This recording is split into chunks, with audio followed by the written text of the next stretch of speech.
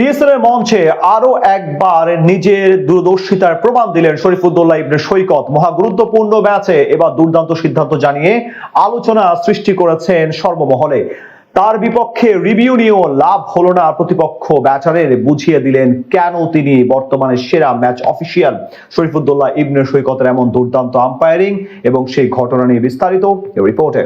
শরফুদ্দৌলা ইবনে সৈকতে যেন নিজেই এক প্রযুক্তি। তার সিদ্ধান্ত জানাতে প্রয়োজন হয় না কোনো ডিভাইসের, নিজে যা দিচ্ছেন সেটাই বহাল থাকছে বারবার। তার বিপক্ষে রিভিউ নেওয়া মানে নিজের ক্ষতি নিজে করা, মানে একটি রিভিউ হারানো। তেমনি আজ অসাধারণ দূরদর্শিতা দেখিয়ে এবার পাকিস্তান সুপার লিগে তাক লাগিয়ে দিলেন সবাইকে, বুঝিয়ে দিলেন কেন তিনি বর্তমানে বিশ্ব সেরাদের মধ্যে একজন। মুলতান সুলতানের এক ব্যাটারের বিপক্ষে দুর্দান্ত সিদ্ধান্ত জানিয়ে এখন প্রশংসা কুড়াচ্ছেন সর্বমহল থেকে। তাকে চ্যালেঞ্জ জানিয়ে নিজেই হার মেনে যান এক তরুণ ব্যাটার। বিশ্বকাপ, চ্যাম্পিয়ন্স ট্রফি, টেস্ট চ্যাম্পিয়নশিপ কিংবা ফ্র্যাঞ্চাইজি টুর্নামেন্ট, বর্তমানে দুনিয়ার যেখানেই যাচ্ছেন সাহসিকতার সাথে দায়িত্ব পালন করছেন শরফুদ্দৌলা ইবনে সৈকত। তার দারুণ সব সিদ্ধান্ত নিয়ে প্রায়শই আলোচনা সৃষ্টি হয় ক্রিকেট পাড়ায়। তাই তো বর্তমান সময়ে ক্রিকেট দুনিয়ায় বাংলাদেশের সবচেয়ে বড় ব্র্যান্ড অ্যাম্বাসেডর ধরা হয় সৈকতকে, যার প্রমাণ দিলেন আজ আরো একবার। এবার পাকিস্তান সুপার লিগে প্রথমবারের মতো আম্পায়ারিং করতে যান শরফুদ্দৌলা ইবনে সৈকত। সেখানে আজ তাক লাগিয়ে দেন সবাইকে।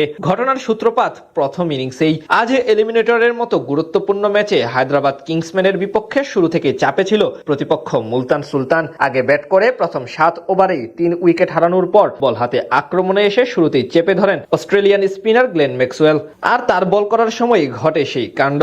8ম ওভারে গ্লেন ম্যাক্সওয়েলের বলে এলবিডব্লিউর ফাঁদে পড়েন তরুণ ব্যাটার আরাফাত মিনহাজ। সেখানে সাথে সাথে জোরালো আবেদন করলে আউটের সিদ্ধান্ত জানান বাংলাদেশি ম্যাচ অফিসিয়াল শরফুদ্দৌলা ইবনে সৈকত। কিন্তু এর বিপক্ষে রিভিউ নিয়ে তার সিদ্ধান্তকে চ্যালেঞ্জে জানান ব্যাটার। পরবর্তীতে রিপ্লেতে দেখা যায় বল পিচিং ইন লাইন ছিল এবং ব্যাটের সাথে কোনো প্রকার সংযোগ স্থাপন করেনি। এরপর কিছুটা ভিতরে ঢুকে ডিরেক্ট স্টাম্পে হিট করে, অর্থাৎ আউট ছিল পরিষ্কার ভাবে। সেখান থেকে থার্ড আম্পায়ারের কাছে থেকেও সৈকতের সিদ্ধান্ত অনুযায়ী আউট বহাল থাকে। প্রথমে ব্যাটার আরাফাত মিনহাজকে আত্মবিশ্বাসী মনে হলেও পরবর্তীতে বুঝতে পারেন বাংলাদেশি এই আম্পায়ারের বিপক্ষে রিভিউ নেওয়া মানেই ভুল, যেটা ক্লিয়ার হয় তৃতীয় আম্পায়ারের সিদ্ধান্ত দেখার পর। এদিন আরো বেশ কিছু এমন দুর্দান্ত সিদ্ধান্ত জানান সৈকত। তার নিরপেক্ষ এবং দুর্দান্ত আম্পায়ারিং এ খুশি ভক্তরাও। সব মিলিয়ে এখান থেকে বোঝা যায় বর্তমানে বিশ্বে কতটা সফল আম্পায়ার শরফুদ্দৌলা ইবনে সৈকত। তাই তো নকআউট পর্বের গুরুত্বপূর্ণ ম্যাচগুলোতে দায়িত্ব সামলাচ্ছেন তিনি। এবারের পিএসএল খেলতে পাকিস্তান গিয়েছেন মোট 6 জন বাংলাদেশি ক্রিকেটার, যার মধ্যে পেশোয়ার জার্মিতে শরীফুল ইসলাম ও নাহিদ রানার সঙ্গে তানজিদ হাসান তামিম। লাহোরে খেলেছেন মুস্তাফিজুর রহমানের সঙ্গে পারভেজ হোসেন ইমন, আর রাওয়ালপিন্ডিতে খেলেছিলেন রিশাদ হোসেন।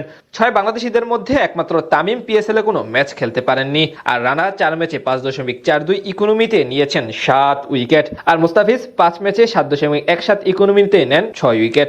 তাদের সাথে আম্পায়ার হিসেবে একমাত্র প্রতিনিধি হিসেবে ছিলেন শরফুদ্দৌলা ইবনে সৈকত।